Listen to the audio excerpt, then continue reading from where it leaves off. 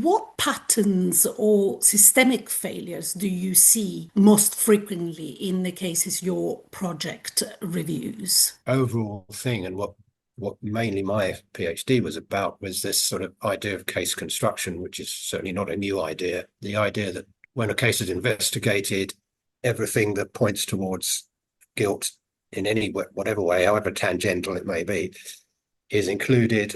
Anything that points away from it is excluded or is sidelines. And things are interpreted in whatever way you go, you lose. There's a case we had where chap was accused of injuring his wife, and the wife went to hospital. He called the ambulance, in fact. And years later, they produced one of the nurses from the hospital at the trial. And they said this was all very strange because the chap was sitting in the waiting room there. His wife was in the emergency department. And he wasn't coming up to us. He wasn't sort of coming up every now and then and saying, "How is she?" He just sort of sat there waiting. But isn't that what people do in emergency departments? You don't go off and hassle the staff every half hour and say, "What's happening here?"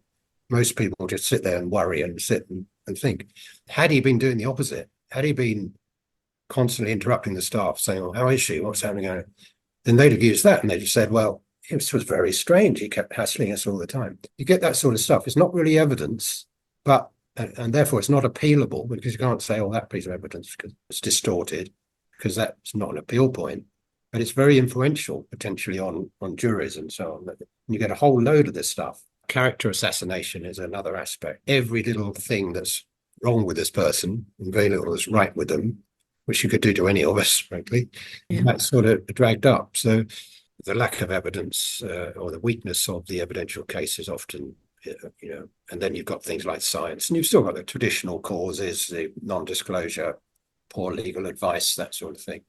It still baffles me that lawyers appear to say to their clients, "Well, we haven't got to do anything, the prosecution's got to prove its case." So when I first heard that, I thought, well, surely lawyers don't really say that to people because that's so naive. They can't be that naive.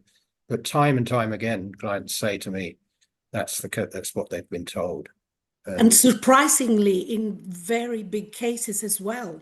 We Yeah, have discussed this on the case of Lucy Lebby. There is that overconfidence that you don't need to do anything as a yeah, defense, yeah, yeah, especially in an adversarial system that is so wrong. absolutely. There's a Um, book actually by Shepherd, yeah, Wolfsover, and somebody else called Active Defense.